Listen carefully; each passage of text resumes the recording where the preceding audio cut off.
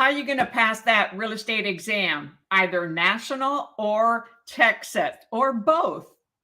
By preparing with real estate questions and the answers explained, and of course, a lot of vocabulary. In order to know the questions and the answers, you must learn vocabulary. So this is Wild Lily Handy with YouTube Agent Prep, coming to you from San Antonio, Texas. So I invite you to participate during the session, during the webinar. Oh my gosh, it froze. And type the question number and the letter answer in between questions. Anybody watching the replay, you can fast forward as I give an opportunity to answer the questions as we're going on. Okay, so we're continuing where we left off on Monday, and that is question 346. So have some water, okay? It's better to focus when you're drinking water, all right? You might be drinking a margarita or a beer, and that's okay. I used to do that. But water helps you a lot, okay? And relaxing.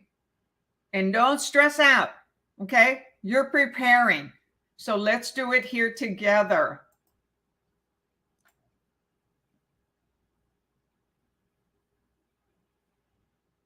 Okay, let me see if I can get it bigger for you. All right, there we go. So number 346, a construction contractor executes a contract with a buyer. In the agreement, the contractor promises to complete construction by November 20th. This promise can be construed as A, an option, B, a mutual consent, C, a meeting of the minds, or D, a valuable consideration. So what does it say? Construction contractor executes a contract with a buyer. So when it's executed, it means they came to an agreement, right? And they signed the agreement. In the agreement, the contractor promises to complete by November 20th. So this promise can be construed as what?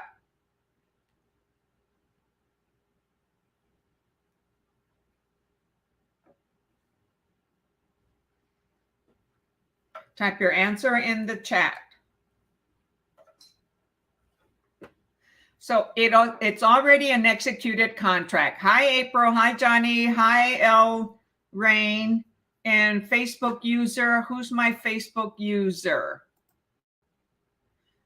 Type your name on here. And I'm going to ask you to go to StreamYard.com/Facebook and give Facebook permission, or give StreamYard permission to post your Facebook page, your Facebook name, pardon me. Here, oh, it's Miss Lisbeth. Okay, Miss Lisbeth, I gotcha. One of my faithful loyals. Okay, so anybody who ends up joining that is on Facebook, you can click the link on Facebook, go to StreamYard, and give it a quick permission. Okay. All right. So the answer here, it is not A and it is not B. So hi, Raswitty. Okay, something like that. I like to pronounce names correctly, but it's a different one. So we've got here L. Rain, Johnny, April, Lisbeth, Raswoody. Help me pronounce it. Okay, the answer is actually D. And I'll explain why. All right, so they already have a contract. So it is not, they already had mutual consent. Since they signed the contract, it was already a mutual consent. What it asks is, in the agreement, the contractor promises. So they made a promise. Okay. And so in a contract, it's a promise for a promise, specific performance and specific performance, right? Sellers got to perform, buyers got to perform, brokers have to perform, right? And he says, or the contractor says, he or she, by November 20th. So what are they offering? It is a valuable consideration. Okay, they're giving them a commitment that they promise. A promise is a consideration. And that would be written in the contract. So number A, okay, it is not an option. An option would be if a buyer is asking for a few days to do their due diligence and they pay an option fee, because an option period requires a monetary fee, which the seller keeps. That is in Texas. I'm not sure about the other states. Mutual consent, they already had a mutual agreement, right? The contract was already executed. Okay, contractor executes. So they had already come to a mutual agreement. So it's past that point. Okay, and the contractor promises in the contract to complete. So the promise is a consideration. So remember, the way that we can provide, make it a valid contract, okay, is including a consideration. And the consideration does not have to be money. It can be a promise. It's typically the buyer that's providing a consideration, right? Because they're putting down either earnest money, or they are exchanging something because they're trading, or they are doing a promise to pay in a few days in the future. Okay, because the contract says deliver within 3 business days. At least the Texas contract states that. So do you all get that? Why it is not A? It's not an option. Okay, they made a promise. And B, they already had a mutual consent since the contract was executed.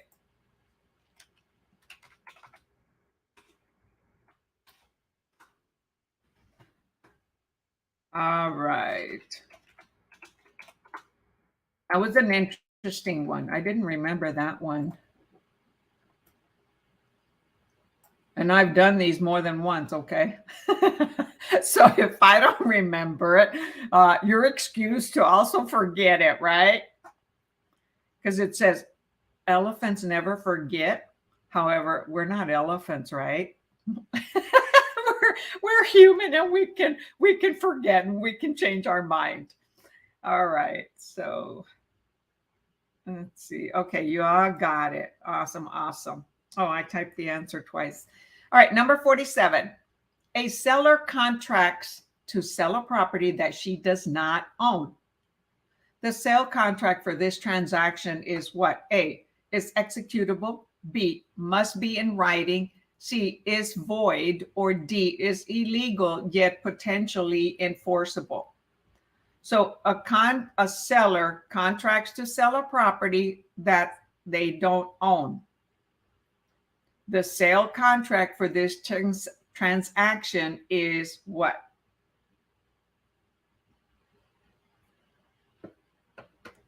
So who has to sign the contract on a property that is being sold? That's the listing agreement. Oops. All right, so far we've got C, which says void, and B, must be in writing. Well, yes, however, that's not the best answer. So a seller contracts to sell a property that she does not own. That is the key word. They do not own it. In order to sell a property, they have to be the owner, or it has to be an estate where there's an executor of the will, or an administrator assigned by the judge when it goes into probate, should someone pass away. It doesn't say somebody died. It just says a seller contracts to sell a property, yet they do not own it. Those are the key words. So then it is void, because the owner is the one that has to sign it. It doesn't say they have a a POA, power of attorney, that they're an executor, that they're an administrator. Doesn't say any of that. Therefore, D is wrong, right? B, well, it's going to be in writing because it is a sale contract to sell. It's going to be a listing agreement, and it's executable, not there yet. Okay. And since it's void, it can't get executed. So the answer is C. Let's see what the answer says. So the content,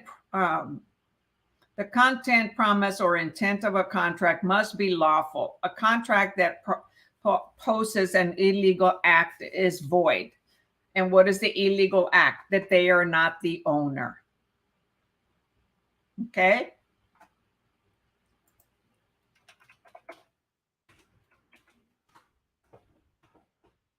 Say okay and awesome a lot. All right, so we had D, so we know, well, if it's illegal, it won't be enforceable. Okay. Judge is going to kick it out. Illegal cannot be enforceable. Like when you are grateful, you can't be grateful and unhappy at the same time. When we're grateful for something, we're usually happy. So if something is illegal, it will be unenforceable. Okay, so that's why D is not the answer. And what other answer we had? B, must be in writing. Well, yes, but that's not the best answer. Whether it's in writing or not, it'll be void. Why? Because the seller is not the owner. Got it? Got it. All right, number 48.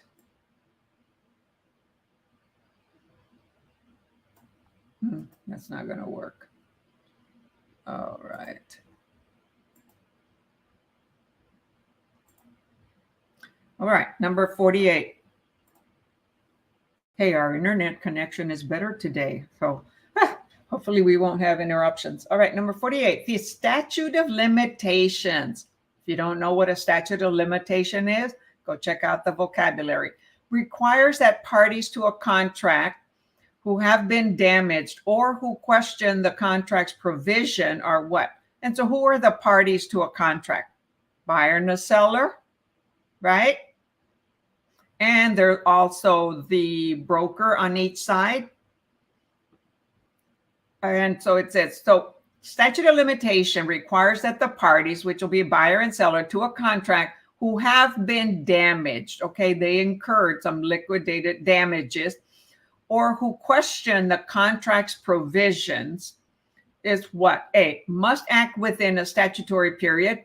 B, must select a specific limited course of action for recouping their losses. C, must arbitrate prior to taking into court. Or D, must wait a statutory period before they may take legal action.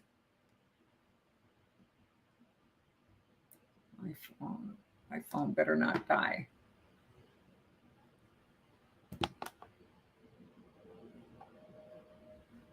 So we've got A. It is not D, Miss Elizabeth. All right, she changed it to A. Very good. Before I gave the answer. Yes, the answer is A. Must act within a statutory period. What did the question ask? The statute of limitations. So there is a period in which they can complain or collect damages, financial damages, or whatever it is, or questioning that. So let's say they question something in the contract and they're blaming the realtors and the clients, right? That's why we have to keep contracts up for 4 years in Texas. Other states, it could be longer or it could be less. But in this content, when they want to get damages or question something in the provision, they must act within a statutory period.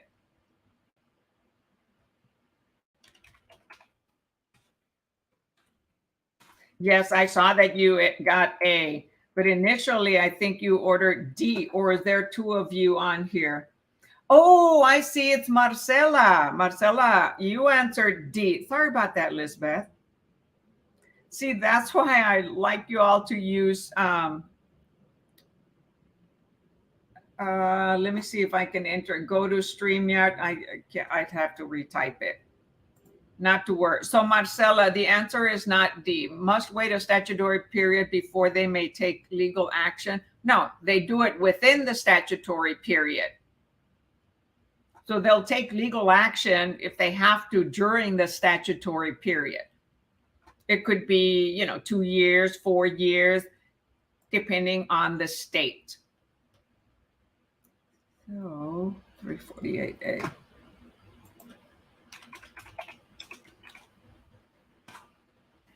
Right, number 49.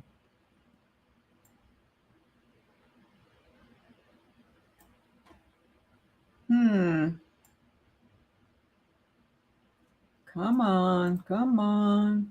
There we go, 49. The purpose of the Statute of Frauds is to what? Look up Statute of Frauds if you're not familiar with that vocabulary. A, invalidate certain oral contracts. What is invalidate? Vocabulary. Oral contracts versus written contracts. B, require certain conveyance related contracts to be in writing. What is conveyance? C, nullify oral leases and listing agreements. What is nullify? D, eliminate fraud in real estate contracts. Okay, fraud. You probably know what fraud is, right? Eliminate, get rid of. So what is the purpose of Statute of Frauds?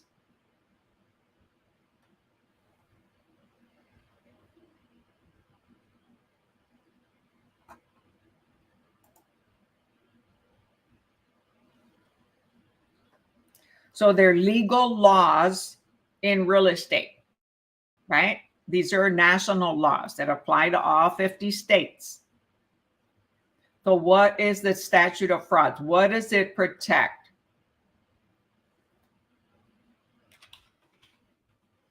All right, we've got B, and who else? Anybody else?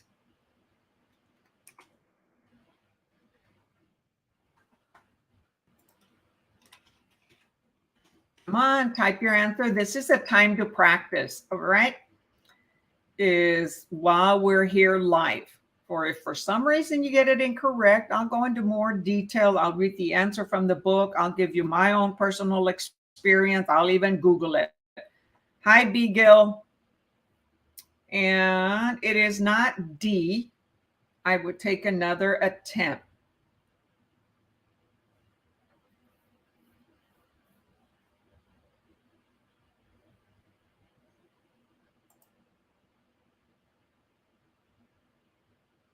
So I guess you could follow suit with everyone else.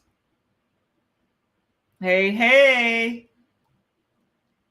So the answer is require certain conveyance related contracts. What type of contracts? Where property is going to be conveyed, right? For real estate to be in writing, right? The only contract that doesn't, or agreement that isn't in writing is a lease agreement for less than a year.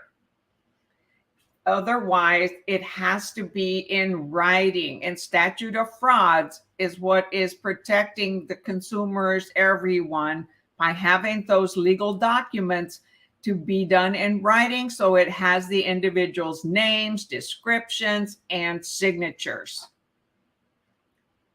You can't hear me? Is there anyone else that can't hear me? Hi, Cassie. Because nobody else has said it yet that they can't hear me.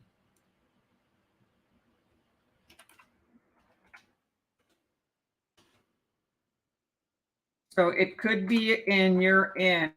Otherwise, Lisbeth would have told me already. Okay.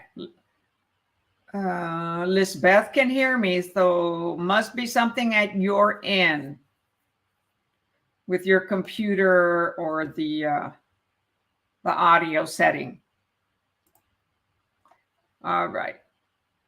Number 50. So did anyone get that incorrect? Let's see here. Yeah, we had a D, eliminate fraud in real estate contracts. No, it doesn't eliminate fraud. Like some things can be void and illegal and they are fraudulent, but the statute of frauds requires that conveyance related. What is conveyance?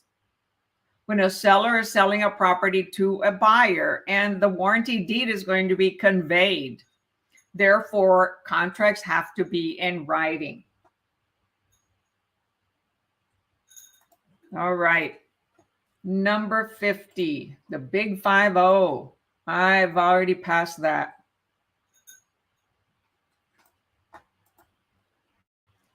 Hey, but I'm young at heart, okay? Young at heart and high energy. All right, number 50. There we go. Man, I was trying to get it larger for you instead of being right on top of the screen, but it's not letting me. Number 50, a seller immediately accepts a buyer's offer, but waits 10 days before returning the accepted document to the buyer. Okay, a seller accepts a buyer's offer. Then the seller waits 10 days before returning the accepted document to the buyer. Meanwhile, the offer has expired. Which of the following is true? I mean, 10 days for the seller to wait after signing it and not having the realtor let him know, hey, Mr. Seller, we need to get you to respond. That buyer could move on and go elsewhere. Or they could have put a deadline limit. So which one of the following is true? The buyer is bound to the contract since it was accepted immediately. B, the buyer has no obligations to the seller whatsoever. C, the buyer may not rescind the expired offer. Or D, the seller may sue for specific performance. So what happens? Buyer sends an offer to the seller. Okay, the seller accepts it. In other words, they probably sign it. However, they didn't give it to the realtor, their selling realtor, to return to the Bailey, to return it to the buyer agent to tell the buyer. So the buyer never knew that the seller accepted it, right? So which one is the best answer?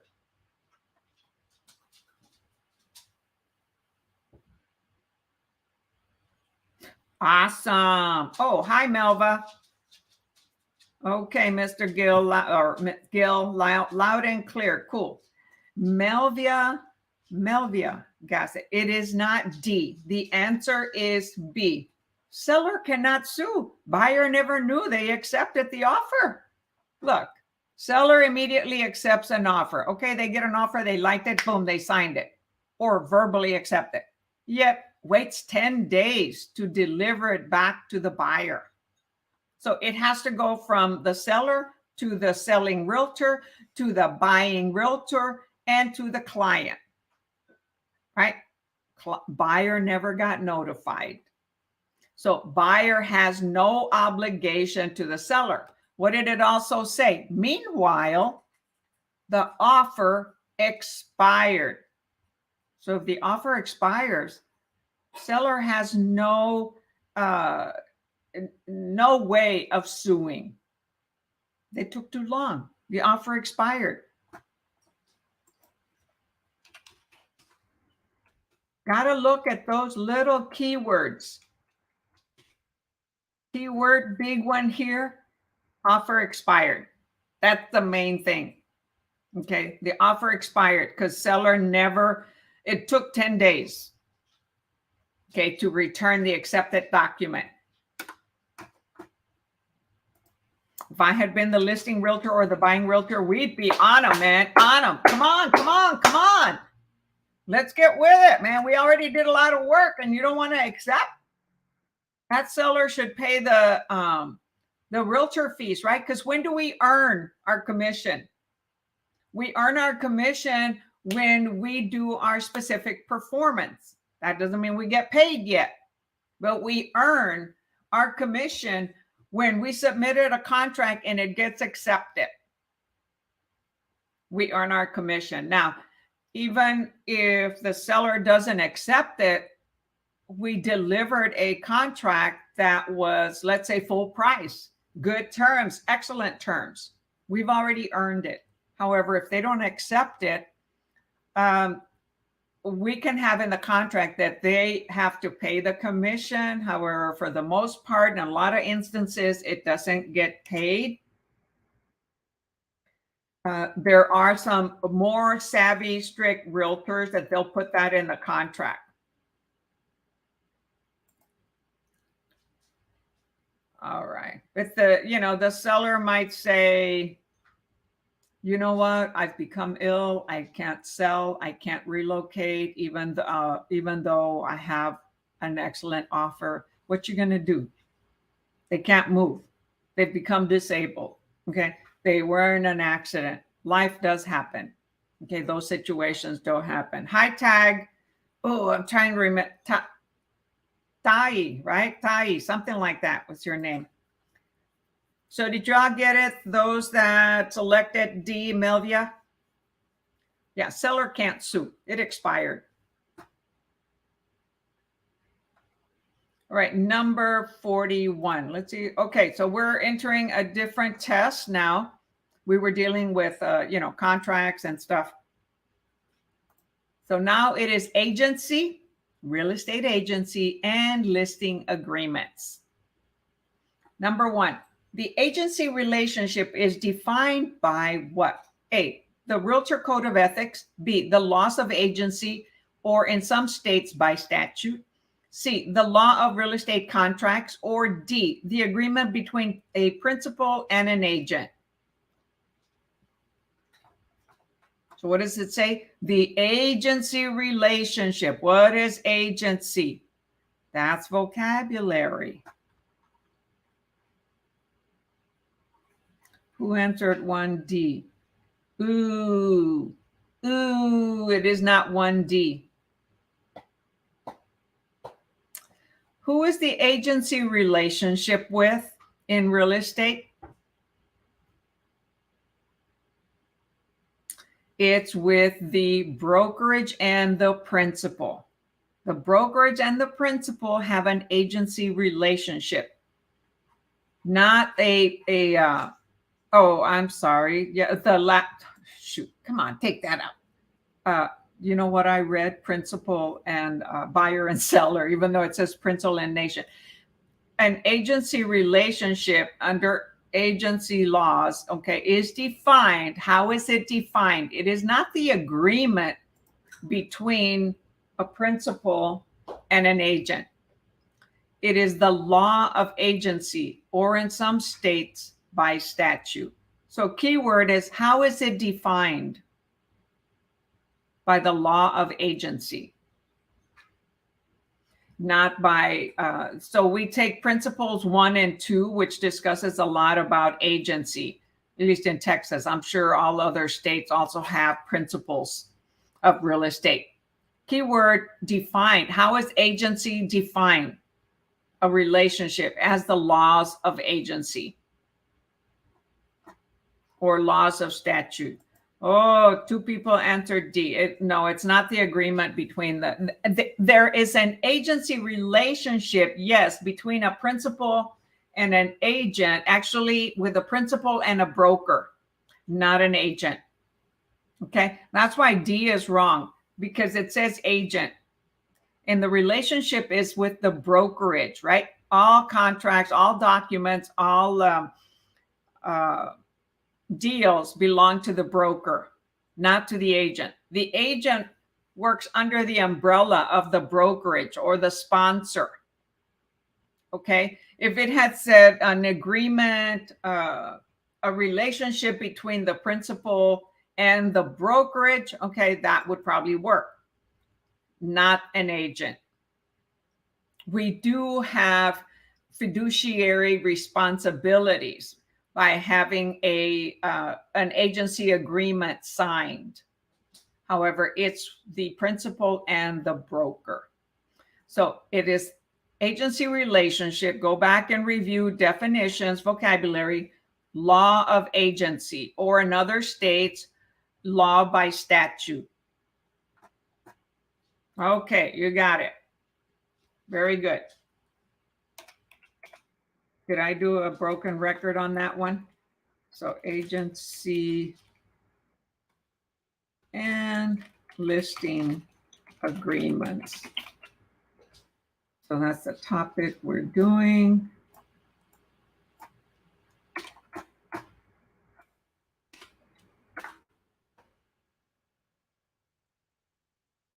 Okay, just bear with me here. All right, so the answer we said was what? 4.1B. Should I ever type the wrong answer? Please let me know, or select the wrong answer. I do make mistakes. Sometimes I watch the students or all of you watching. I see your answers and then I type that.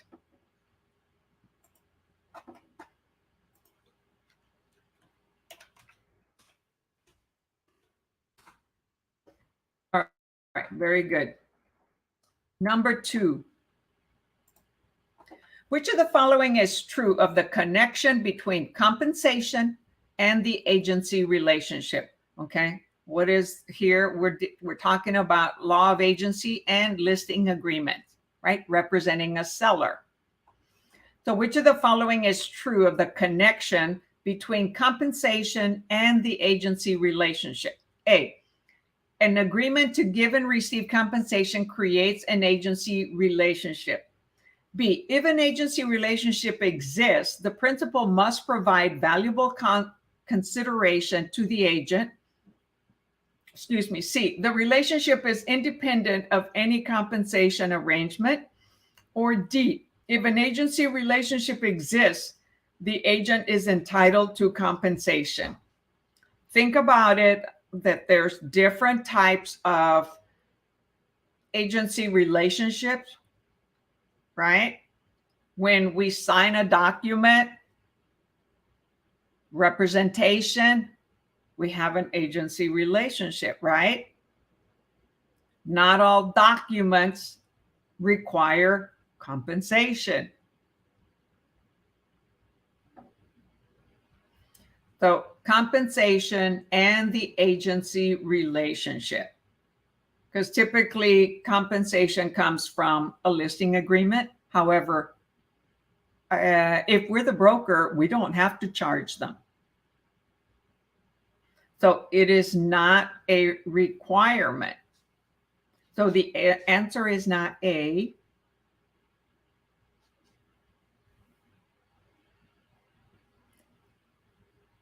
Okay, C sounds like a better answer, April.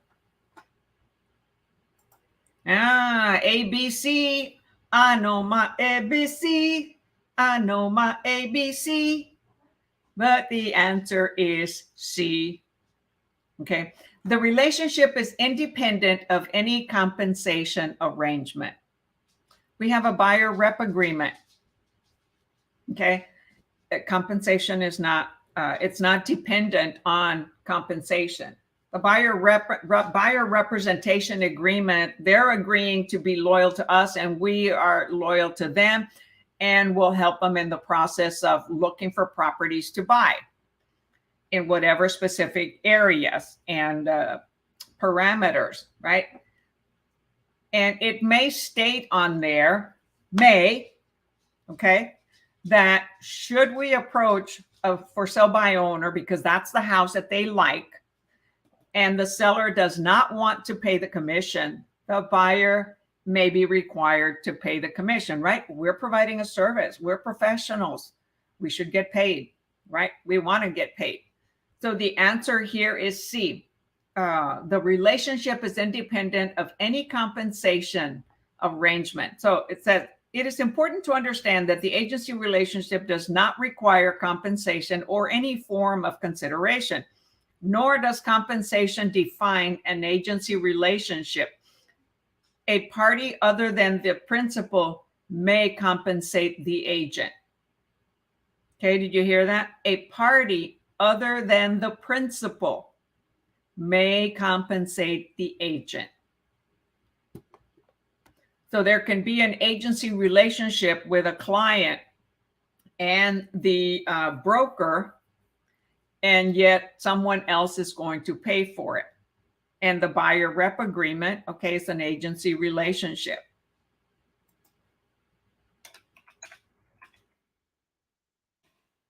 Gosh, I didn't remember this question either. All right, so the answer was C. Let's see, we had B and A. A says an agreement to give and receive compensation creates agency. No. Okay. Go back and review law of agency and how is agency related to compensation.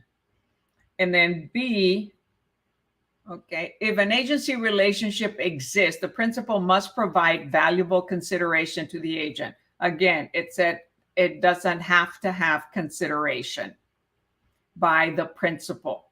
It could be someone else. Okay. Like it said, someone else, an estate or somebody contributed. It could be that. And it says here, agent. However, the relationships are with the brokerage, right? Because all contracts, all properties, all transactions belong to the broker. The broker can also act as an agent or as a realtor. I prefer to use the word realtor because as a realtor, we're a professional because we have paid local board dues once a year, the State Association of Realtor dues, and the National Association of Realtors. With those three, being members of those three agencies, we are known as a realtor. Okay, not realtor, but a realtor. And we pay that once a year. That's separate from our quarterly dues to the MLS and our monthly dues, if they exist, to the brokerage. Okay, so that's why I prefer to refer to realtor as a professional. In real life, an agent would not be considered a realtor or a professional. Okay, you're going to deal in the world of real estate agents. Okay, but when you look up the word, the correct definition about an agent is one that does not have access to the MLS, the Association of Realtors, nor the State Association of Realtors, nor the National Association of Realtors. And the word realtor, when we capitalize it, it has the copyright logo because that is their copyrighted logo. We can use realtor with lowercase, capital R and lowercase letters, and we don't have to use the copyright emblem, okay, logo. When we spell it all in capitals, we have to because it's a logo. So when you finally pass your exam, join a sponsor, and you sign up to the MLS and pay for your state association of realtor dues and your national association, you are a professional realtor. You're held to higher standards. So that's a little expansion of what realtor versus agent is. What question were we on? 4.2. Okay. 2C. Right. Number 4.3.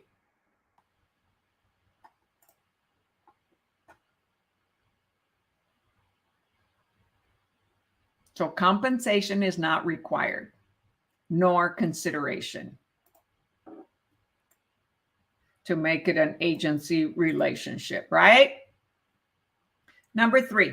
One of the parties to an agency relationship defaults and the agreement terminates. Which of the following is true? Okay, so one of the parties of the agency relationship defaults. Agency relationship. And so then which of the following is true? A, all obligations are extinguished. B, Both parties must continue to perform all other obligations of the agreement. C, the defaulting party may have a financial consequence. Or D, the damaged party has no claim against the defaulting party. Sometimes you can use a little bit of common sense when there's an agreement, right? Or there's a contract and someone defaults.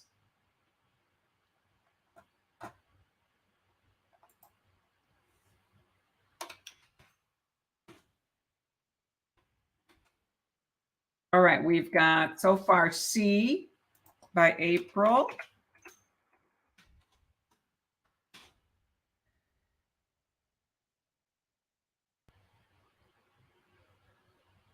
And just a little bit of good news. One of our students that used to participate a lot, Cindy Cook, she passed her Texas exam, I think a couple of weeks ago, and she's decided to join EXP.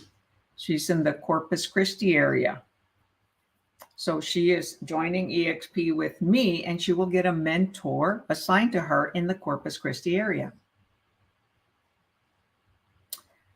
Okay, A or C? Actually, I'll take the last one, tag C.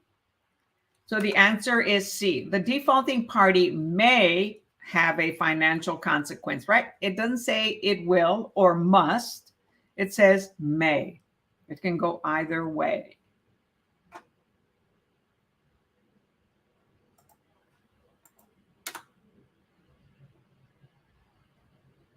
All right.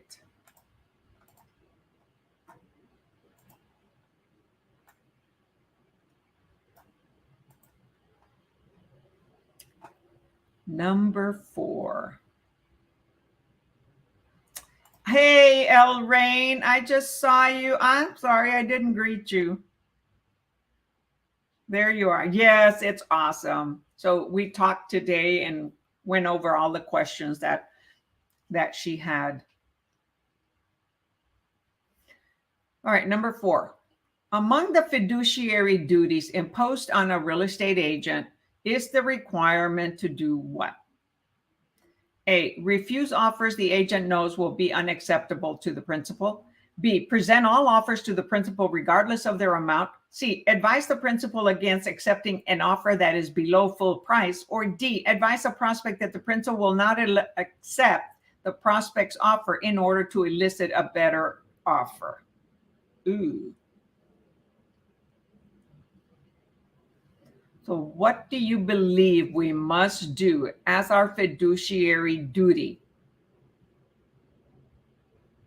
Which they stand for what old car?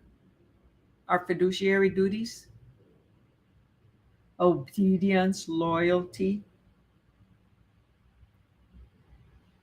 Okay, we've got B, B, B, B, B. Yes, the answer is B. Present all offers to the principal regardless of their amount.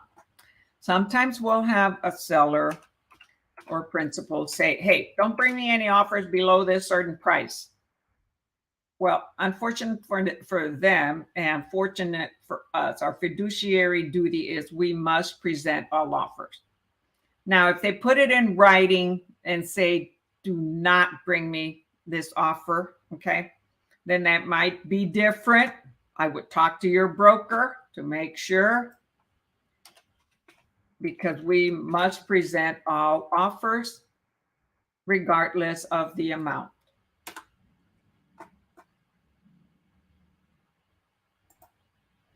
All right, Melvia, you said advise the principal against accepting an offer that is below full. Oh, heck no. No, no, no, no, no. Our fiduciary responsibility is to help the seller come to a meeting of the minds with the buyer or vice versa, or to either accept, reject, counter, or don't respond, which means it means, you know, they're rejecting it and they don't like the offer. We do not advise them against accepting an offer below. It is not our decision on whether they should accept an offer or not. It is our responsibility to give them guidance and advice based on the facts, based on comparables, okay, based on the market, what others have sold, or how soon others went pending, but not to not take an offer. It is their decision. Now, if they don't want to take an offer below full price, yet the comparables are demonstrating that, you know, they're probably not going to get an offer higher than that unless they have something extraneously different or additional features and benefit that the other homes don't have. It has to be justifiable. But no. We do not advise against accepting an offer below full price. That is up to them. We give them the data, we give them the facts. And based on our experience, right, we give them advice, but it's not just on experience. We're proving whether yay or nay to them to make a decision.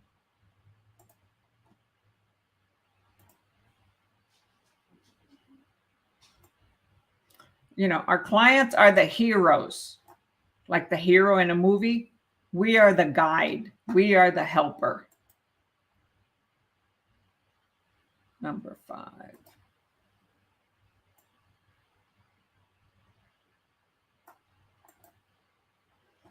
All right, number 5. One of the agent's fiduciary duties, I know they say agent, right? Okay. Yet I believe in the word realtor. However, it is known that the traditional word agent's fiduciary duties that continues even after a listing agreement expires is, oops, it doesn't show all answers. We're on number 5.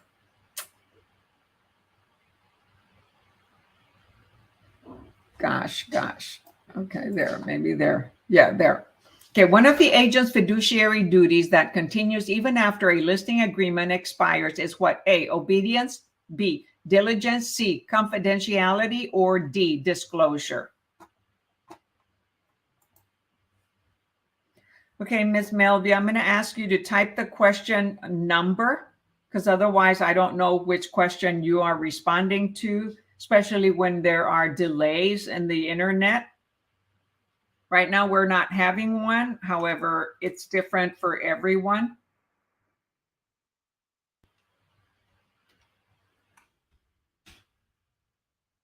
Oh, and for anyone that maybe came in late, we're doing national questions that apply to all 50 states. And these questions have to do with agency and listing agreements.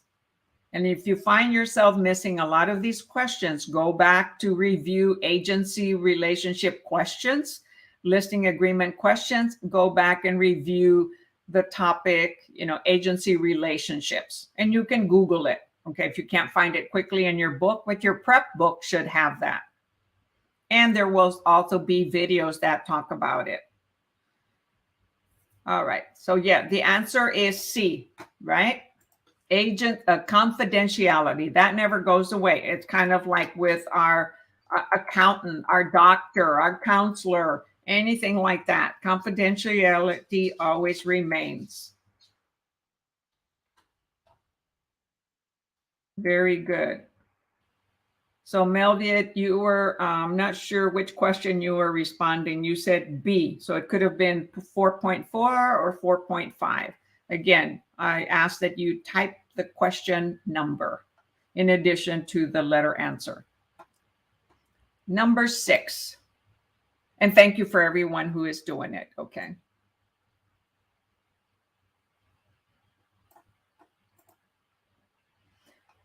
Let me make it bigger. There we go. To accommodate anyone watching on the phone. Number 6, and by the way, this book that I'm using, I have permission to use it.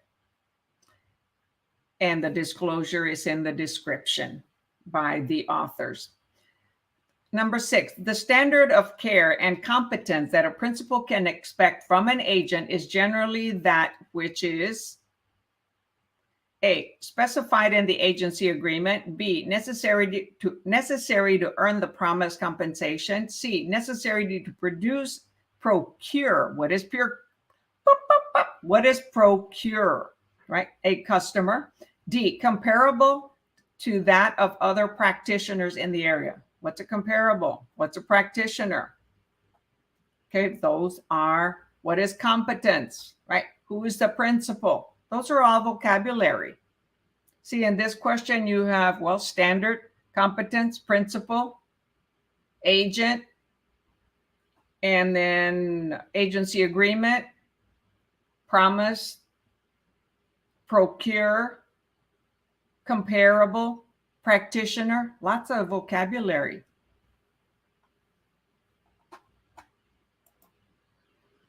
So type your answer in the chat.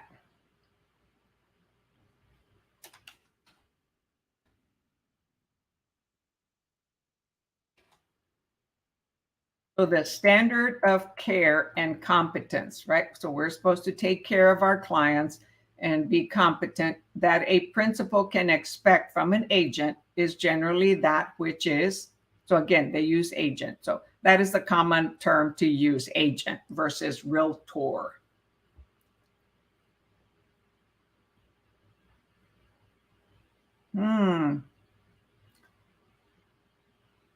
No, it is not C.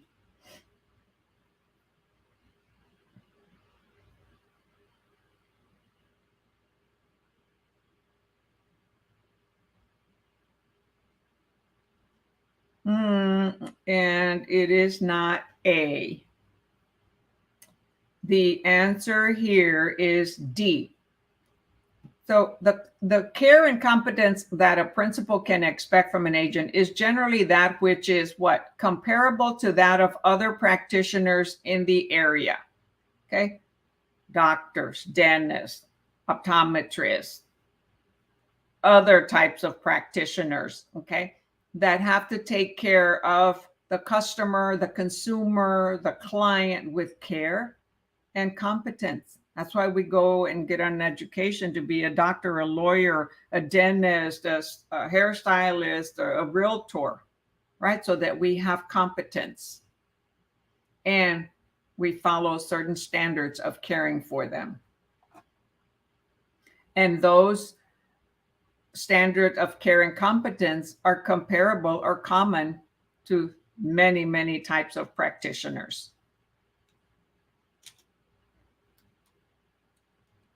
And it says in the area, right? Because it's going to be state dependent. That makes sense. Yes, it does, Miss April. So many of you answered A. Okay, you answered 6S. I think maybe you meant A? Not sure. So A said specified in the agency agreement. It's specified in the information about brokerage services. Okay, but it's our fiduciary duty. It'll say on there, our fiduciary duty is. We learn what our fiduciary duties are. And there was also an answer of B, necessary to earn the promised compensation. No. Remember, there doesn't have to be a compensation. Compensation isn't required when we're dealing with taking care of and being competent to a principal.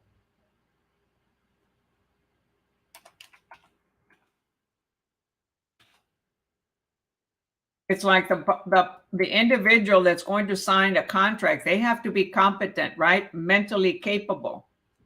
So we also have to be mentally capable to take care of our clients. So makes sense.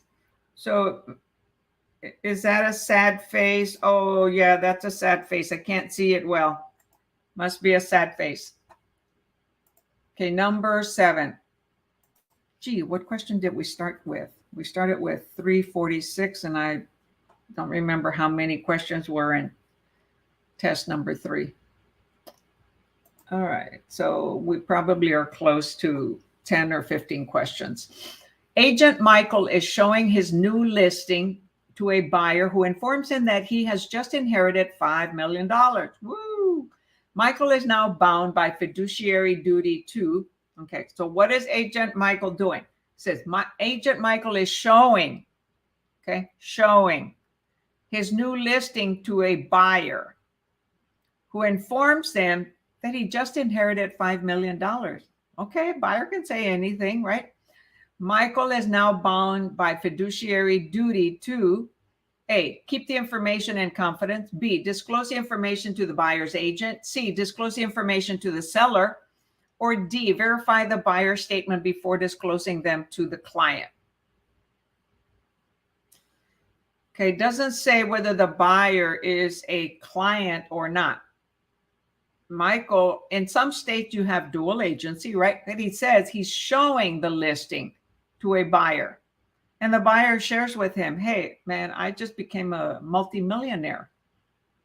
So what is Michael's fiduciary duty to whom? You would be asking. His fiduciary duty is to whom? His listing, his principal, his seller. So is it keep the information in confidence, disclose it to the buyer's agent, disclose the information to the seller, or verify the buyer's statement before disclosing them to the client?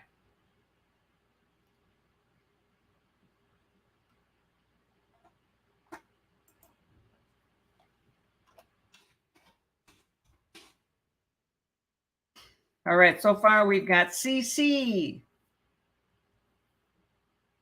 CC, señor, CC, señora, or CC, señorita, or CC, dude, dudette. Yeah, okay, more answers coming, keep it coming. Come on, keep it coming.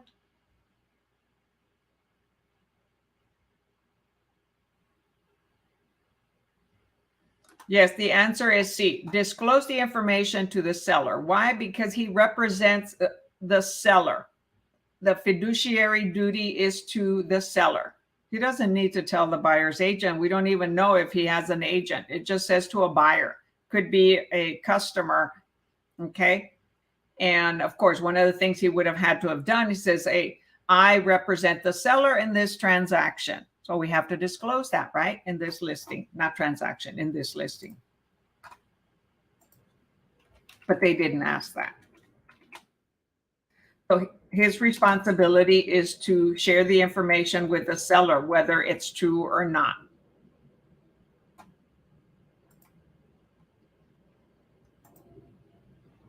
If the buyer is not represented by a realtor, it's probably best not to be sharing all this kind of information with the listing realtor.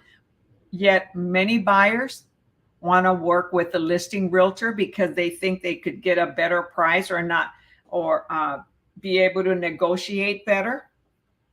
Not necessarily the case. I do help both sides a lot. However, in Texas, I only represent the seller. And I advise the buyer, if they want to use me to facilitate the contract, write the contract, that I represent the seller and my fiduciary duties are to them. I cannot give them advice or negotiate for them. I can just give them public information and state facts.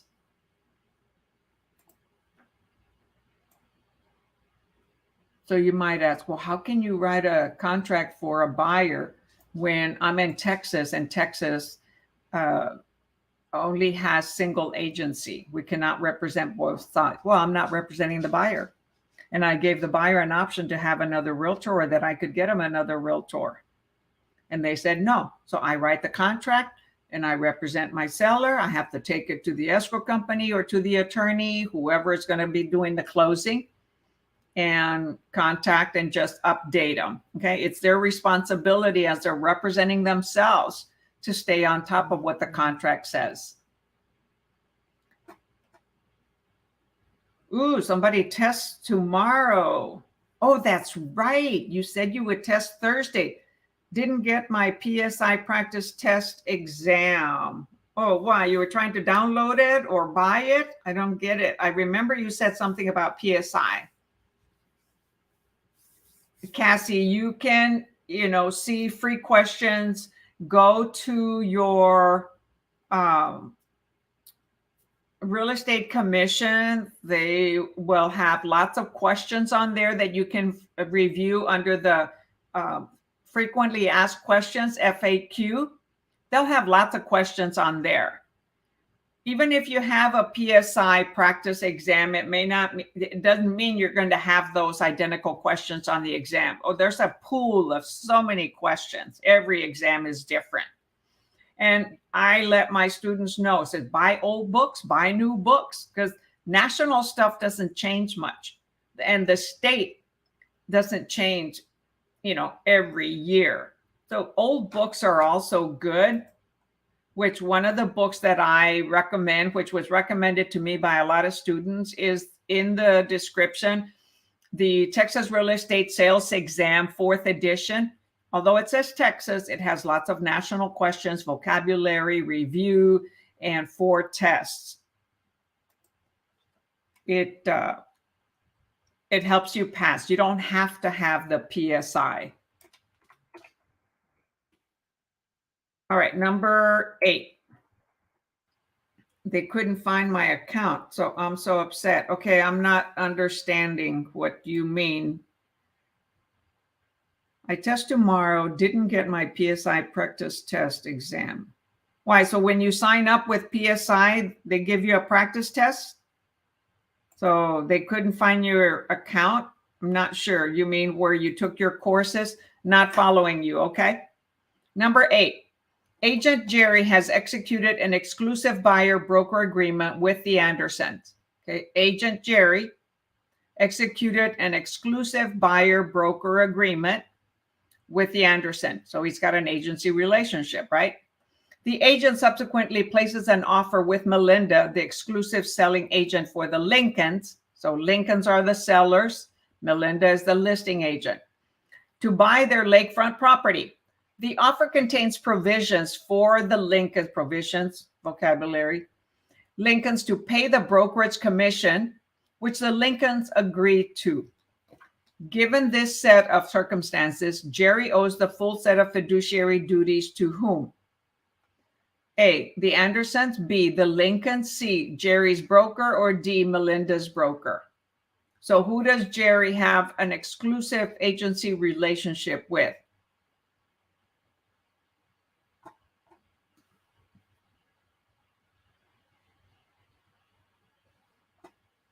So far, I have answer A.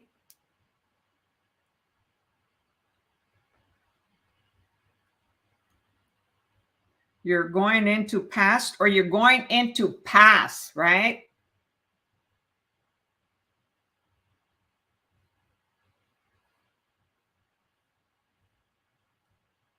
So we've got A.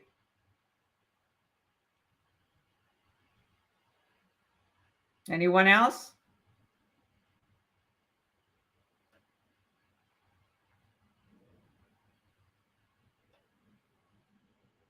Nope, nobody else?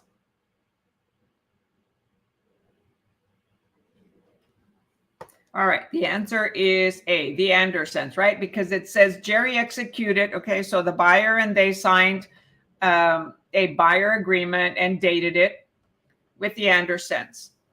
And it says the agent subsequently placed an offer with Melinda, and they said to buy the lakefront property. The offer contains provisions for the Lincolns to pay for the brokerage commission. Well, that would have been on the listing agreement. It shouldn't have to be included into a contract. However, they're trying to confuse you there, because in the listing agreement between the Lincolns and Melinda, it would have specified the compensation. So given this set, Jerry owes the full fiduciary duties to the Andersons.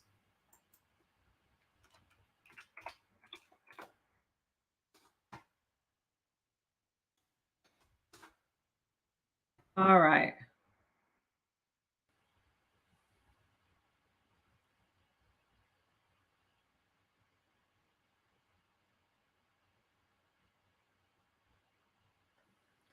Hey, Cassie, the familiarity with the language for any state is going to be the same as any questions you study on any national book. Okay, I took my test with PSI. Now we have Pearson VUE.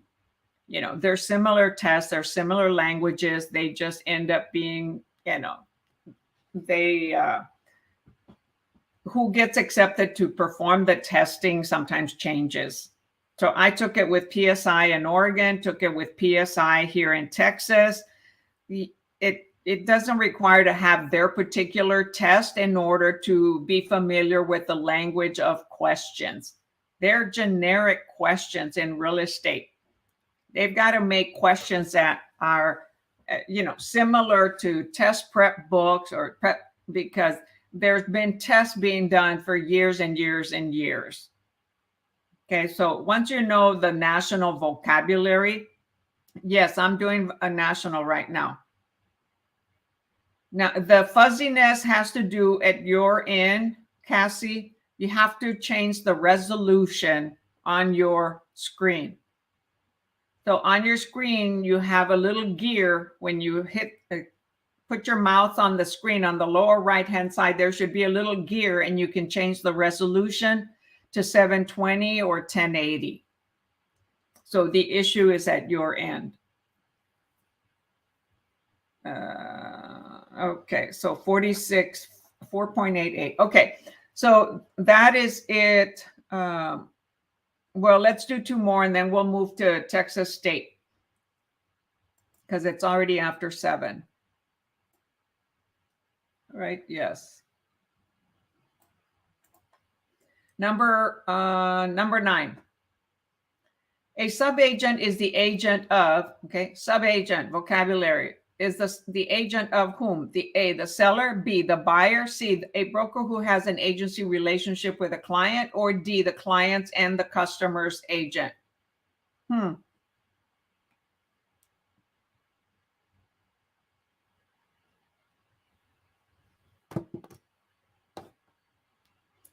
So the subagent is the agent of,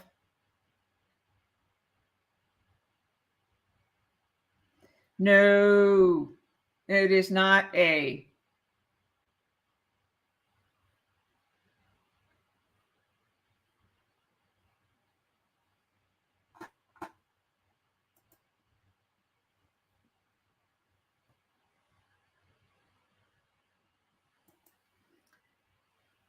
Cassie, that's a question. That's a generic question. I mean, in order to teach a class, okay, first you need to know how to do real estate. Okay. And if you're going to be a legal teacher, you have to take courses from a real estate school or get approved by a real estate school.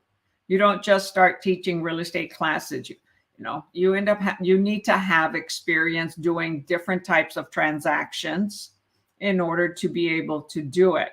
Or, you know, you study all there is, you know, as much as you can about real estate. I mean, you can follow the book and teach it, but if you're only going to read the question and the answers, anybody can do that.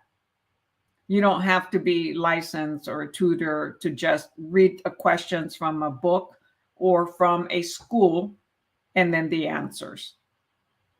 But if you want to do it on your own, like I do, you know, it's best to have experience.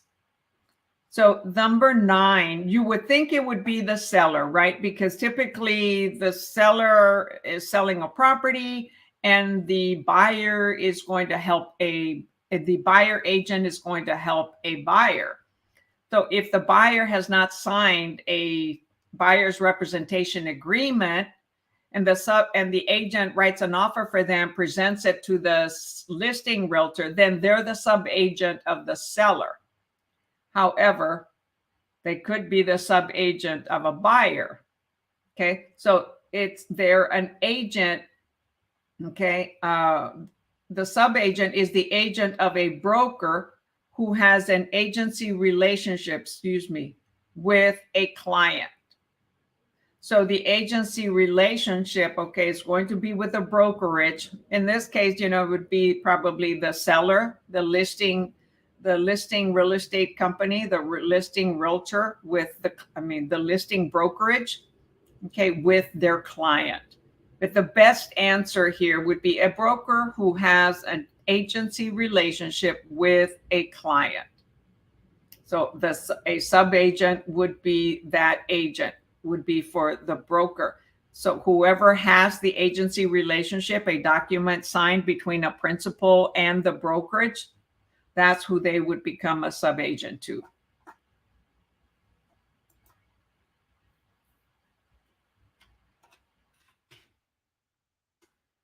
All right.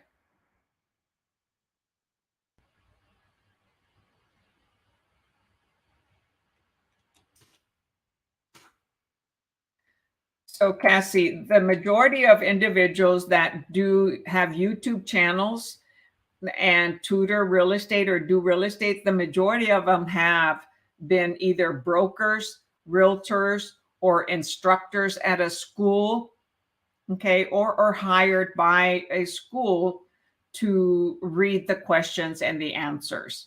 In my case, I'm independent. I've been a broker. Right now, I'm a realtor in Texas. I was a broker in Oregon. I've been an investor. I've taken tons and tons of courses. So all that qualifies me to explain more and be able to do this. I didn't plan it. Okay. It just kind of happened.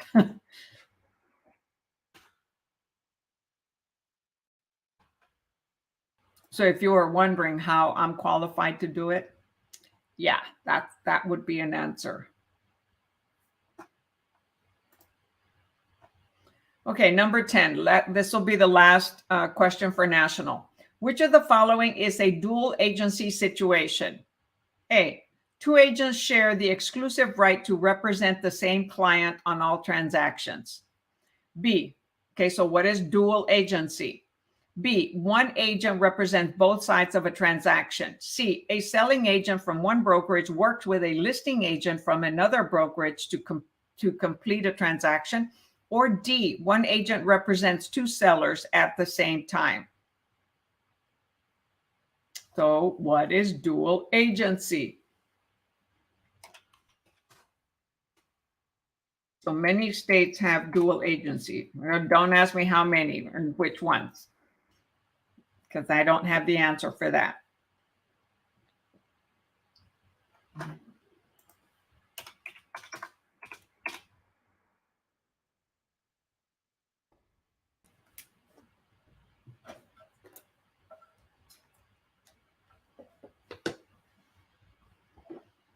Anyone else? So we've got B as in boy, boy.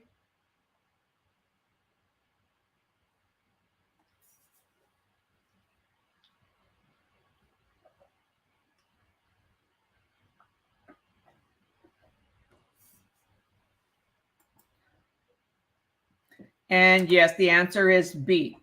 When one agent or realtor or broker represents both sides in a transaction. That is dual agency. It doesn't apply to Texas. It applies to many other states, and these are national questions, right? Awesome. All of you got that right. Okay, any questions? So now is when you can ask other types of questions when I, transition between national and state. You may ask other types of questions. So I could end up doing a live where I just answer questions. So if you all are interested in that, make a comment. So it wouldn't be reviewing, real estate questions and answers. It would be open to asking, questions about real estate in general. Okay.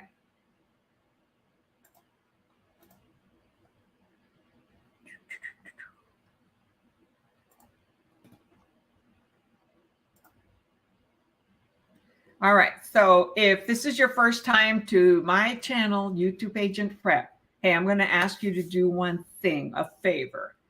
tap that subscribe button, click that little bell so you're the first to get notified every time I go live or upload a video, and click the thumbs up. Okay, give me a thumbs up, send me some love, all right, for doing this on YouTube to help you prepare to pass your real estate exam. Oh, let me see how many thumbs up I got. Okay, let's see. We've got another question. It's legal in Texas. Here. It was just hard for me to find state-specific study materials. I just saw a need. I refresh my memory, Cassie. Are you in Texas or what other state? Maybe with more experience in the field, I can reach out and help someone like you did me. I thank you. Okay. Oh, you can do it in any state. Okay, there are other YouTubers, okay, that do it in other states, other brokers, the majority, focus on national, right? Because it's the same questions and answers for all 50 states. And not everyone has a YouTube channel. They might have a Facebook group. They might do it in person like I did. However, by the time I started doing it, I had already done real estate in Oregon, and I've been an investor for a lot of years. So I just happened to start doing this because a young lady needed help with math and to pass her real estate exam, and I love math. And so it started from there. And then she says, oh, I have more questions. So that's kind of how I grew into it. And yes, individuals like yourself, myself, we all need help to prepare for the exam.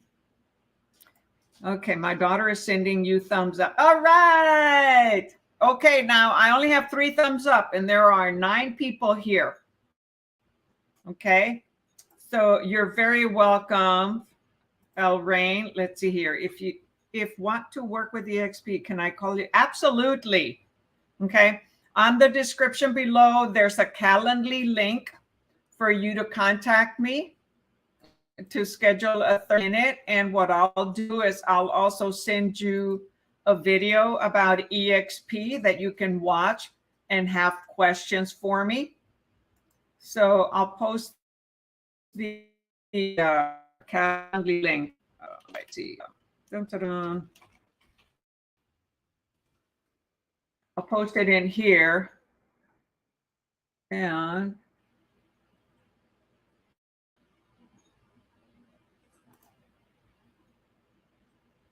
hold on. I should have it quickly and easily accessible.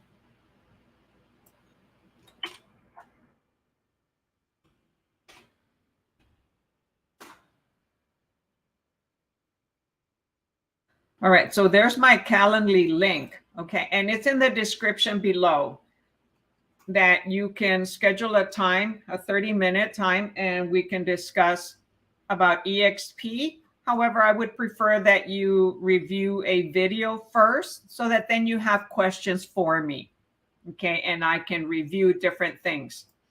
You're very welcome. Let's see, it just froze. Yes. Oh, it froze for you. So you're in Tennessee. Yes. If you don't have anyone doing it, after you do some real estate transactions, and you feel comfortable with it, you could do something like what I'm doing. Can we do math questions? I don't have it set up to do math questions tonight.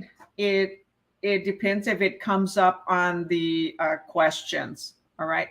I do have some math videos, not that many. So a good person that has a lot of videos on math is Prep Agent, okay, and the Real Estate Wizard, I think.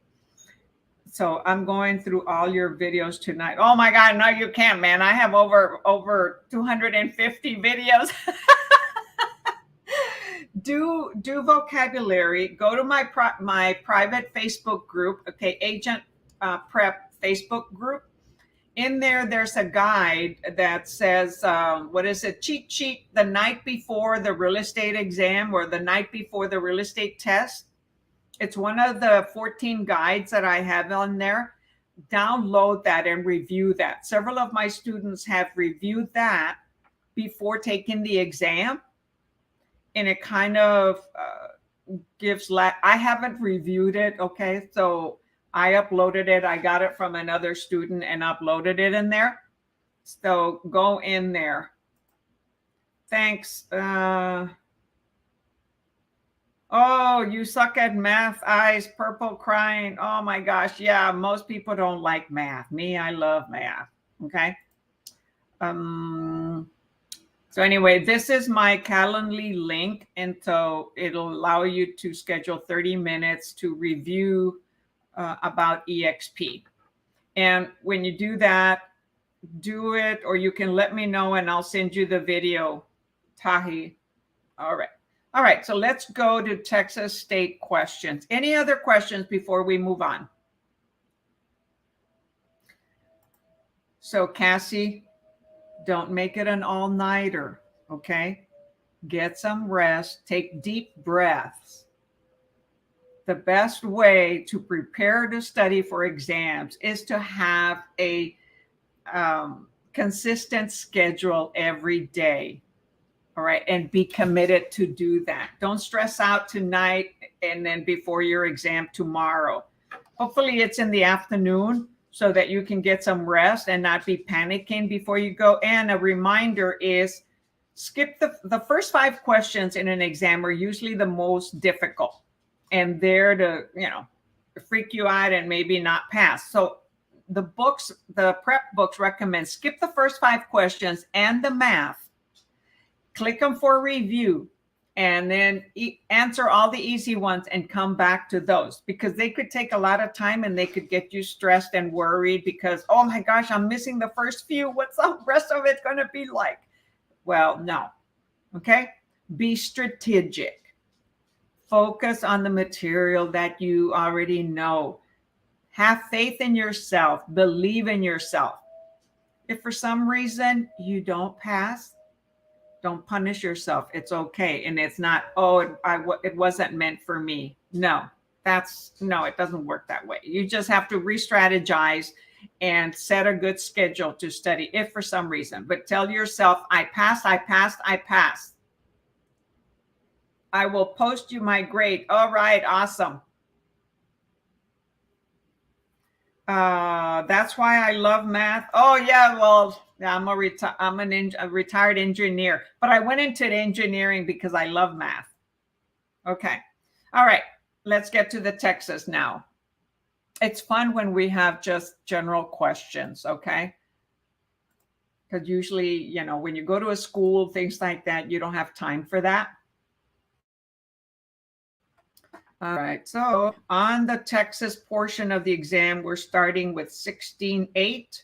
Anybody who has the books, it's page 219. All right, let me share the screen.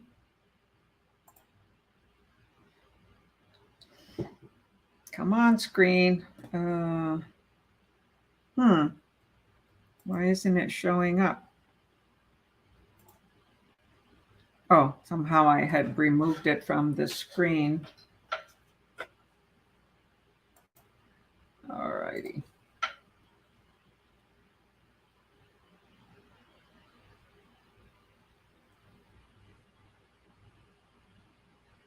So bear with me. I'm making sure I have the correct answers available in case I need them.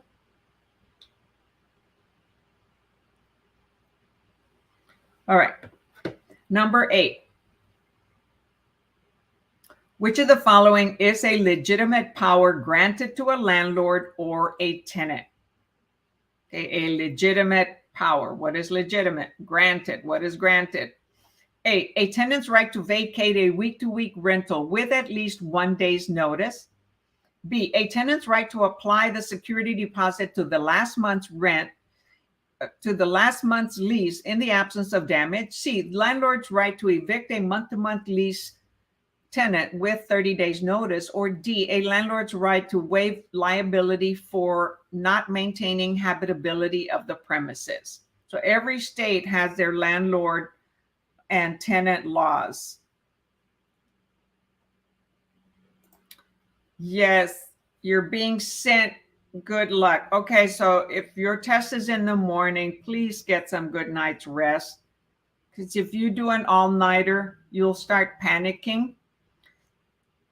So if you're a member on the private agent group, Facebook agent group, go in there and download the night before the real estate test or exam.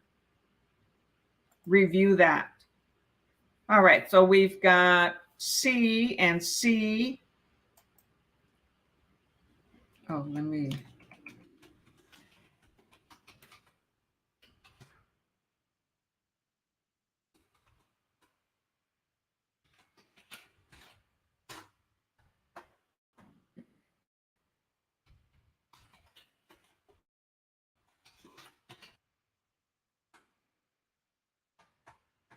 All right, the answer is C. Landlord's right to evict a month-to-month lease tenant with 30 days advance notice.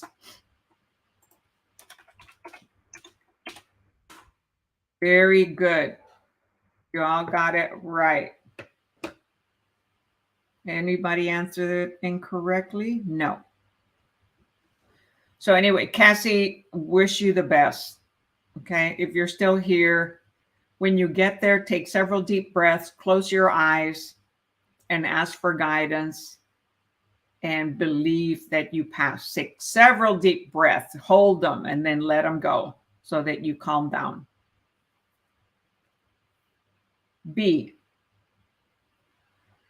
no, a tenant does not have the right to apply the security deposit to the last month's lease in the absence of damage. No, the security deposit is for the landlord to return it within 30 days after making sure that there weren't any damages.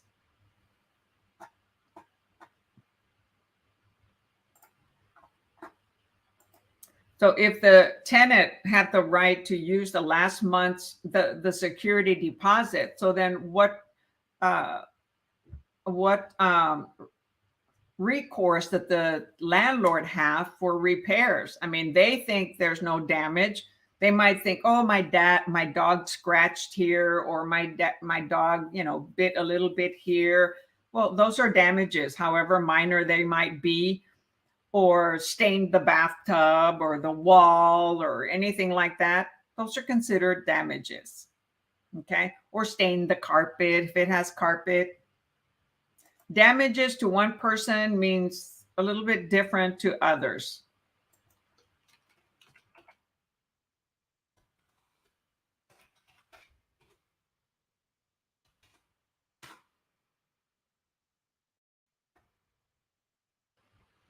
All right. You said, how about B, but you chose C, so that's a good thing. Number 9.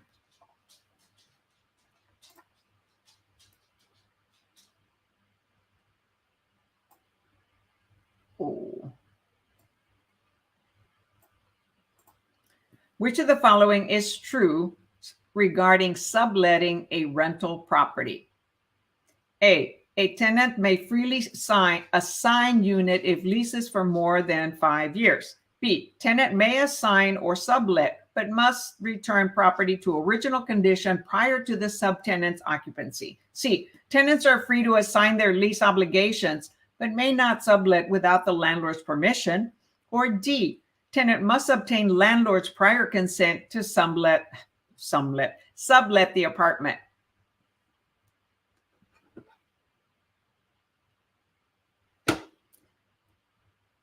So it's kind of like thinking, disclosure, looking at what the agreement says. Hey, Cindy, I spoke about you earlier in the class. Here's Miss Cindy, the young lady that passed from the Corpus Christi area. Okay, says, I just wanted to get on here and say thank you so much, Lillie. What an amazing mentor you have been. I passed a while back and I've been busy. Everyone's studying. Y'all can do it. That's right. Yeah. What is it? Homemade hospitality takes it tomorrow morning and she's nervous. She's in Tennessee. Thanks for showing up, Cindy. Greatly appreciate it. I was talking about you. Were your ears ringing? Yeah, that's a superstition. All right, let's see. We've got 69, 9D, D, and D.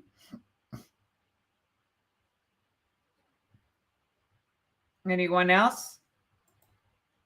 And yes, the answer is D. Tenant must obtain landlord's prior consent to sublet the apartment. It may be already given consent in the lease agreement, okay, in the rental agreement. It may already have it on there that they can lease it. However, you still want to inform the landlord, right? Because you're still going to be responsible for paying the rent. The best answer here, though, is tenant must, okay? That's a key word. The other ones say tenant may. Tenants are free to assign their lease, and tenant must. That must is the correct answer.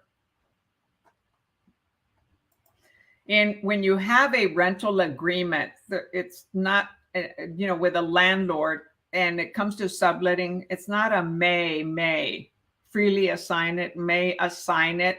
Okay, they can't assign it. Okay, they're sublet it, but only with a landlord's prior consent. So your alt answer was correct.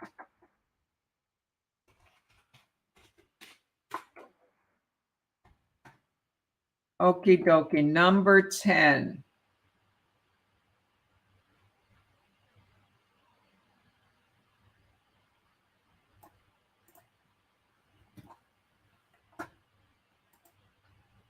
Which of the following is not, okay, a landlord justification for keeping a tenant security deposit? A, to eliminate normal wear and tear to the apartment, including painting and carpet cleaning.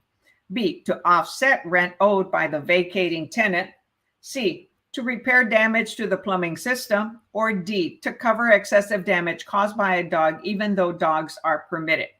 So which one can a landlord not justifiably keep the tenant security deposit?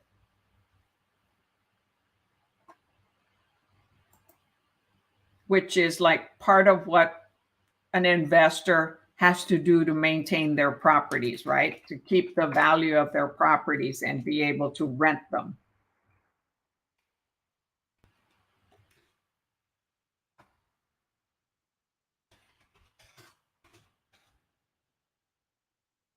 No, it is not B. Read which one is not justifiable? So which one can the landlord not do? Okay. Or for which reason, I should say, for which reason can the landlord not keep the security deposit?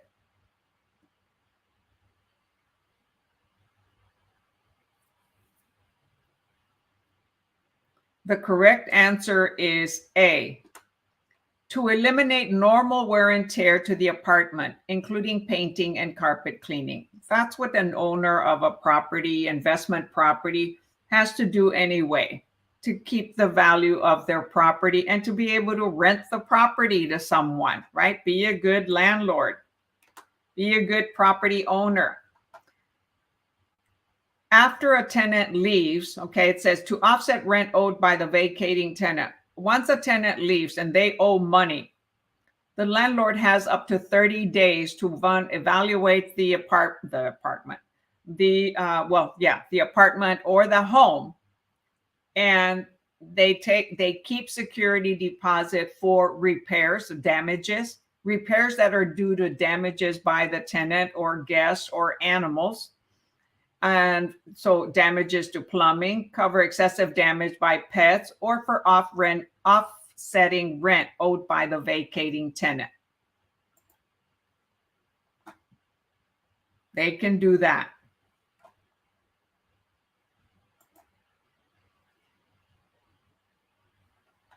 All right, number 11.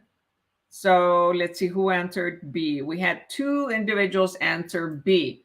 So why did y'all answer B? In other words, if somebody still owes the landlord money and they also had some damages or didn't have any damages, the landlord deserves to get money for unpaid rent. And the lease agreements will typically state that, or the state law will also specify that. But not use the security deposit is for damages or uncollected, rent. It's first for damages. Okay. And the landlord tenant laws will describe for different things. So the only one is normal wear and tear. That's the responsibility of the owner to provide a habitable property in good condition and maintain the value of their property. Those are cosmetic things. Okay, y'all get it? Okay, number 11.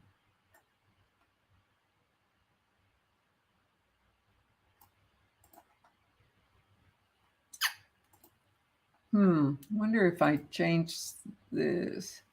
No, that's the darkest font. So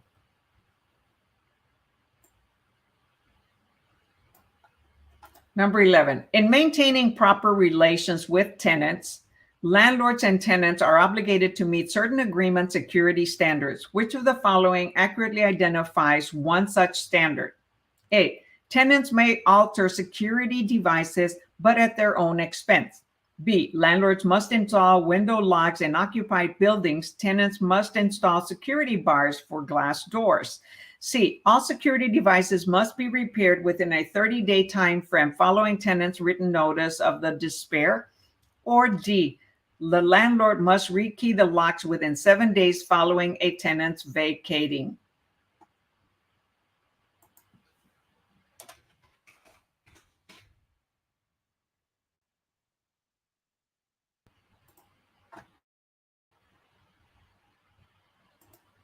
Type your answer in the chat.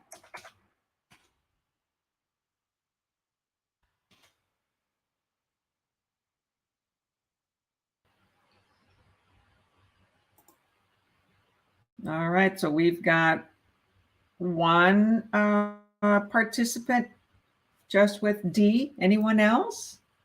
Take a risk, take a chance. C.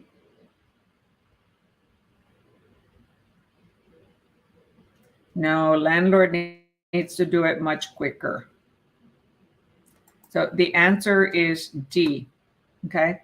The landlord must rekey locks within 7 days following a tenant's vacating, because more than likely they're going to rent it. And if the tenant doesn't return the keys, the tenant still has access to the apartment or to the home or building or whatever is being rented. So according to the state laws, the landlord must rekey locks within 7 days. And they don't necessarily have to buy new locks. They can have the locks, the inside, the gut of it changed. And I know because I had an apartment complex. So Russ, I thought that at first. Gotta go with the gut. Yes, good for you. Go with the gut. That's your instinct, your intuition, and it's real. Some people say it's not, but it is. Animals have instincts and intuitions, right? So do we. Or at least I believe in it, okay? Because you'll start getting a certain feeling or a certain thought, or your gut will tell you, follow it. Okay, number 12.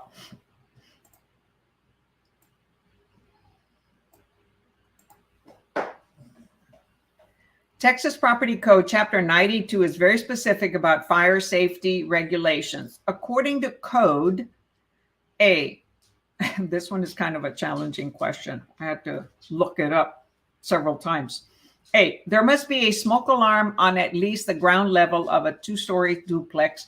B, fire alarms must be inspected annually by the landlord. C, tenants are responsible for inspecting and repairing fire extinguishers. Or D, there must be a smoke alarm in every bedroom of a dwelling unit.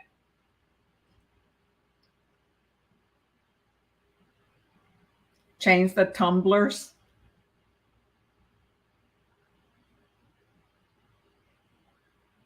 I don't get that one. Gil, change the tumblers. Oh, that's what you're talking about, the inside of the lock. The key activating part. You know, you can take it to a locksmith and they'll change the gut, the middle of it where the key goes in, the tumbler. All right, so let's see. We've got D so far.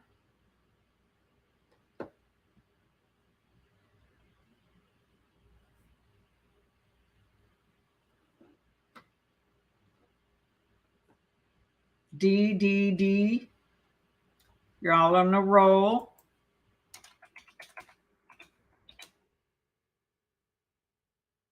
And yes, the answer is D. So there must be a smoke alarm in every bedroom of a dwelling.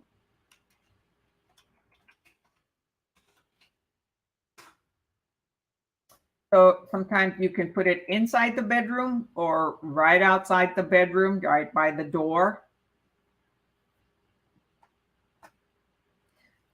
There has to be one accessible from every bedroom. Yes, the tumbler. Yeah, I got you. At first I said the tumbler. I was thinking of something like this.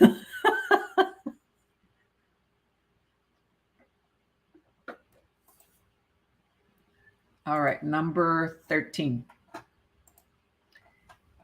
Utility service to tenants is regulated by Property Code 92. One of these regulations is that A, tenants are responsible for all utility charges if the apartment lease exceeds 1 year. B, tenants may not pay a landlord's utility bill to avoid any service interruptions. C, the landlord may not cause utility service to be interrupted to the tenant as a means to collect unpaid rent. Or D, if a tenant is forced to pay a landlord's water bill for the apartment, the tenant nevertheless must continue to pay rent in full. Okay, so pay a little close attention to, little keywords like may, must, are. Sometimes just that little word, okay, will trigger the right or wrong answer. In fact, this one, let's see, B and C have may, and D has a must, and A doesn't have either. So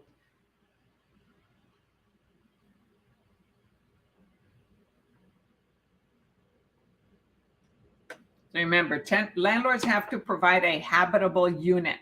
They can't retaliate. No, tenants are not responsible for all utility charges of the apartment if the lease exceeds 1 year. That's up to the lease agreement or the landlord. Some places have one utility bill, so therefore the electric is all combined or the water is all combined, so that wouldn't apply to that. So yes, the answer is C. The landlord may not cause utility service to be interrupted to the tenant as a means to collect unpaid rent. That's retaliation. And that is illegal. A landlord cannot change the locks to keep a tenant out until they pay the rent, or to shut off the utilities, okay, to pay the rent. What if it's freezing below zero and they're going to do that kind of stuff? Heck no, man. Somebody could die in there. Children, elderly, or they change the locks. Now, do landlords do it and get away with it sometimes? Yes. Why? Because the tenant may be afraid, or they could be an undocumented tenant. And so, some landlords are what they call, what do they call them? Slumlords. And then some tenants are something else. I've had some of those something else tenants. One in particular, and a second one that I couldn't do anything because it cost thousands of dollars, with the insurance to get rid of the mess that happened inside the apartment because of how that old building was constructed or built. They had a sewer connection that went into one of the rooms. It used to be a hotel, and a tenant opened that, and because I was demanding rent. And so luckily the insurance covered it all, and they said that was intentional by the tenant. All right, so let's see.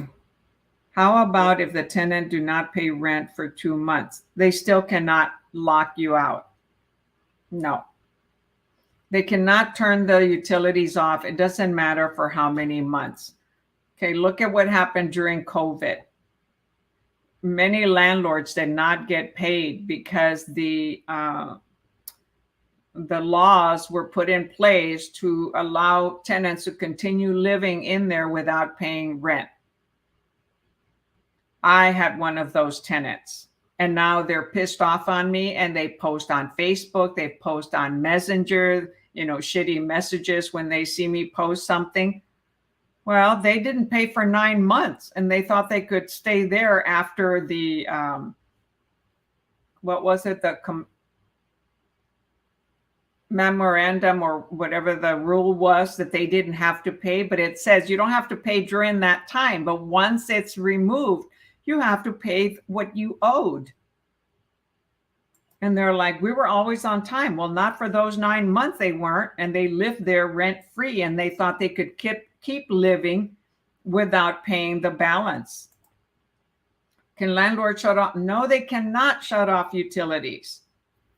No, no, no. They have to evict the tenant. They cannot retaliate against a tenant.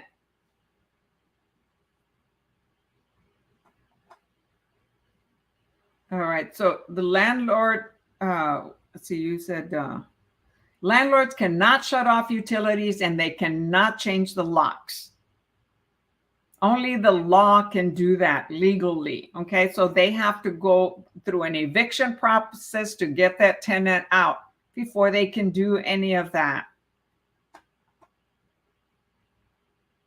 All right. Number 14.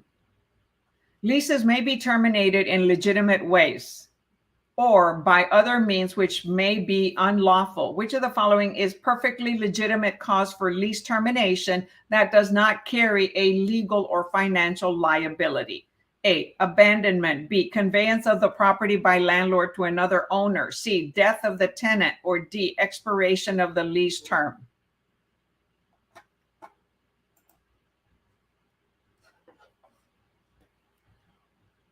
So Lisa, it says, which of the following is a perfectly legitimate cause for lease termination that does not carry a legal or financial liability?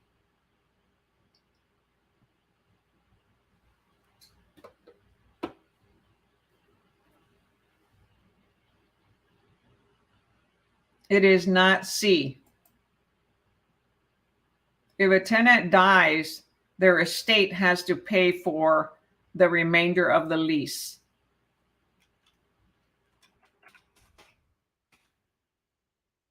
If they don't have an estate, they don't have anything to collect from, there's no money. You can't take blood out of something that doesn't have any blood, right?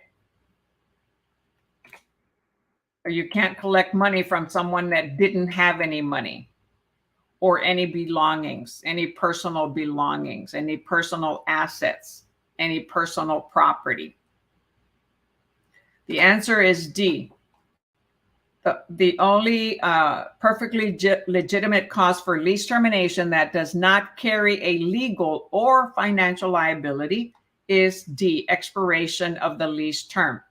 An abandonment, if the tenant leaves and they left their stuff there and they were owing money, there is a financial liability and the landlord could take legal action. And it's hard for an individual investor to collect the money from, compared to apartment complexes where they can report you to the bureau.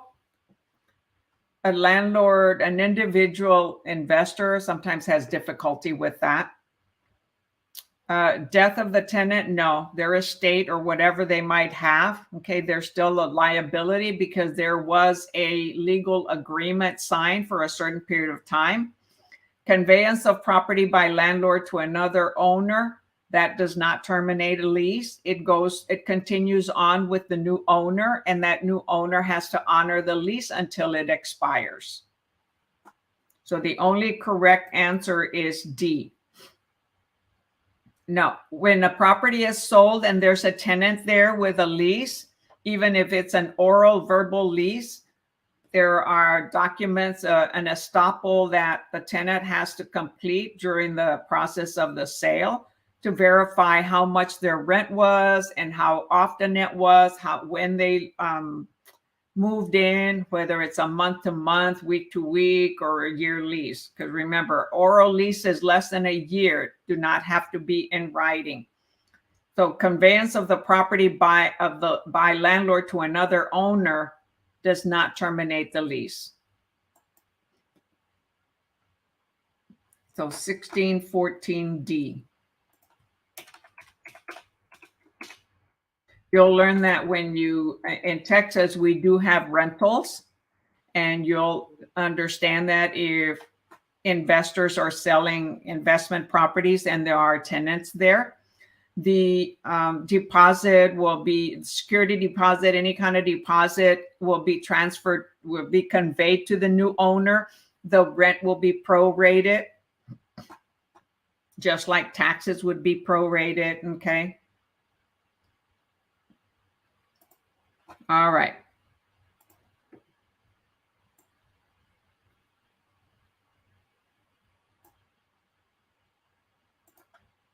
Number 15.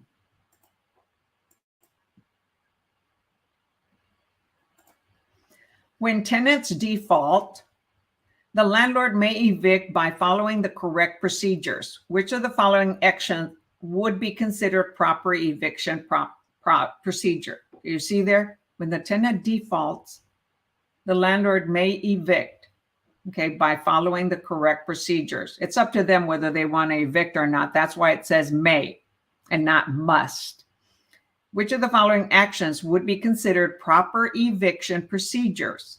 A, the landlord, with or without proper notice, can lock the tenant out of the premises. B, the tenant files a suit for possession.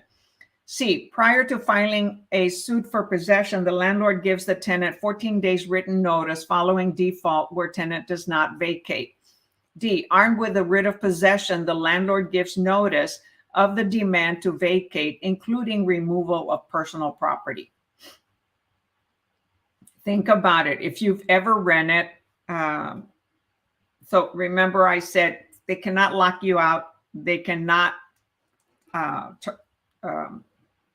cut off the utilities, okay? Those are no, no, no, no's.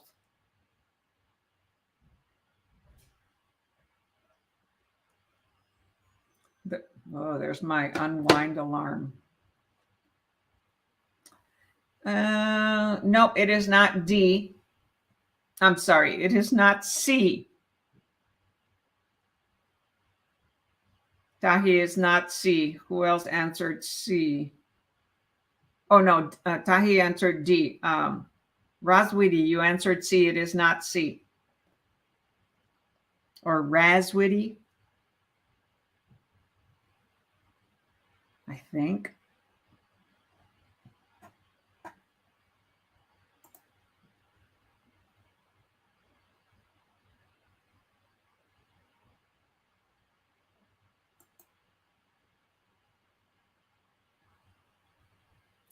A landlord can give a tenant for a default, 24-hour notice, 48, 72-hour notice. Okay, there are standard forms that can be used for 72-hour notice to cure the issue, to cure the problem, to cure the default.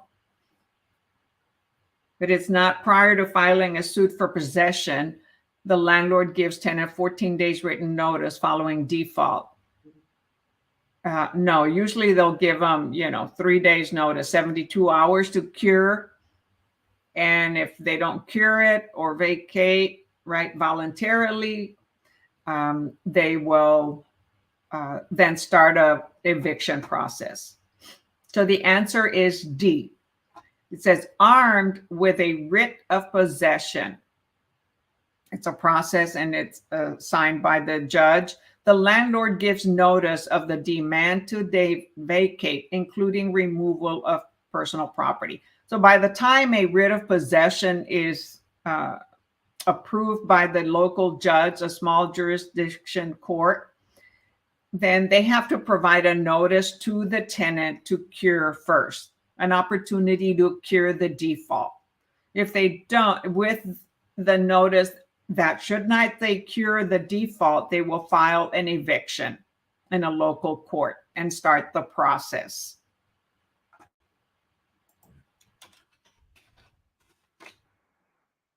So the answer is D, armed with a writ of possession.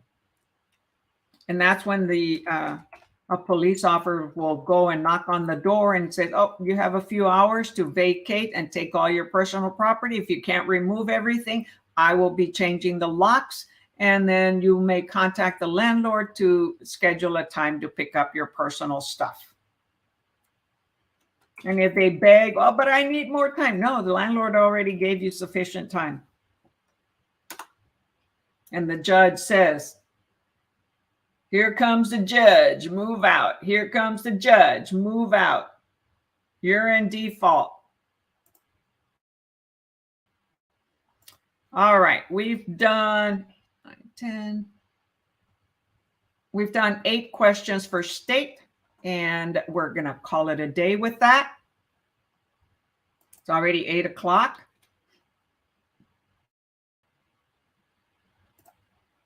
So any questions on Texas state questions? So let's see.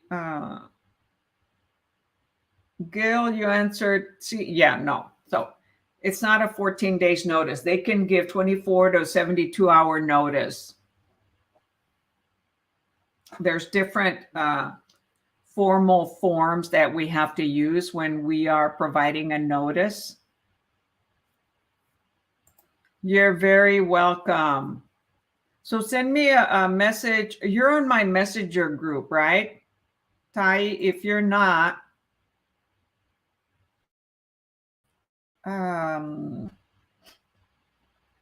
so that I can send you the EXP video, and I can also send you the link to Calendly.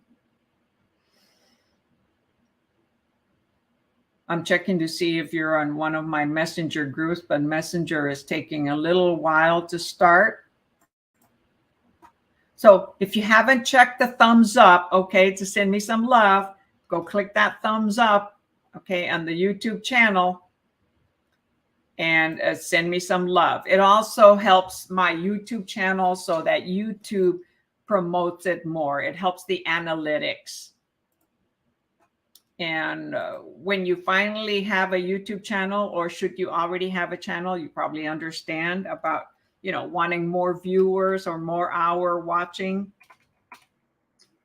Let me see here. I have a tag. Please send it to me. Okay, tag, but I don't, wow, there's a lot of tags on Messenger, so I don't know which one you are. I don't see you in one of my groups. And so if you're not, what is your Facebook handle, Tagi? or your Facebook Messenger handle so that I can send you, because I can't send it to you unless I can post it on YouTube. Well, no. Yeah, I can post the video, the link on YouTube. So Tahi Nahafi, let's see here. Tahi Nahafi. And you know what? It may or may not. Oh, there's several people with that name. So you might want to go to my Facebook group. Okay, and so let's see, copy link. Yeah, there's several Tahi Nahafi. So I can't do that. So you want to join my AgentPrep Facebook group or send me a message on my Messenger group, which is Wow Lillie Handy or Lillie Handy. Hold on. So here.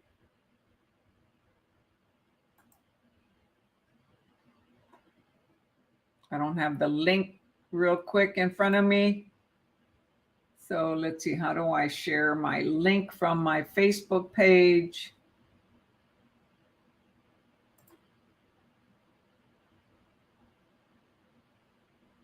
Oh, come on, internet. Move it, move it. I'm talking to myself, okay? My internet is on Facebook is not.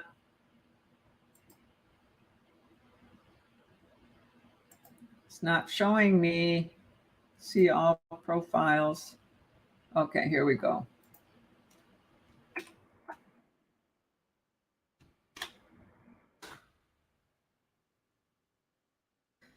So that is, oh, no, that's not what I wanted to send you.